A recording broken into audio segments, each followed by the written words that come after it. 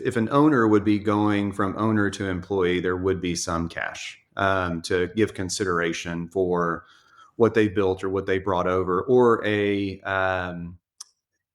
more creative compensation structure on the other side. Maybe there's a component of commission or book, so to speak.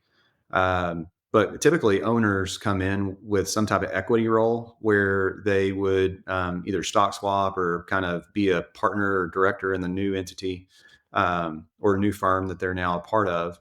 And sometimes that happens without any cash at close. It's just, hey, there's this new opportunity, and maybe they're incentivized for growing, and that's how they're paid on the other side. So a lot of people may take that route if they've built a business and they're tired of the administrative burdens that come along with the business. They've just figured out that they're not wired from a risk tolerance to do this alone any longer.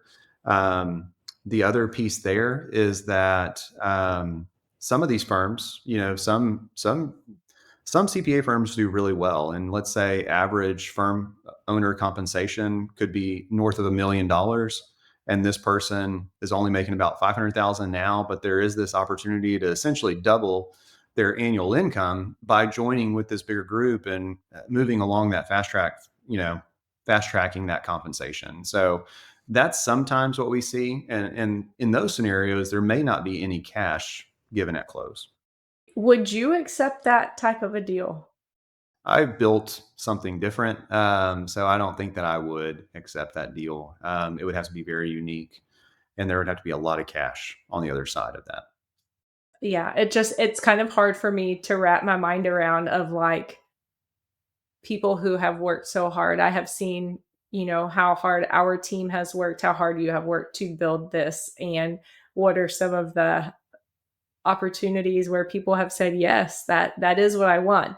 On the other side of that, I know how hard it is to run all of the things within the business that aren't client work, right? At the end of the day, sometimes the client work is the easiest thing to do in running a business. And oftentimes, while owners go back into that seat, right? Because that's the easy thing that they're really good at and can get out. Whereas all of the other parts of running a business, that's not as easy and straightforward as maybe just getting some client work out the door.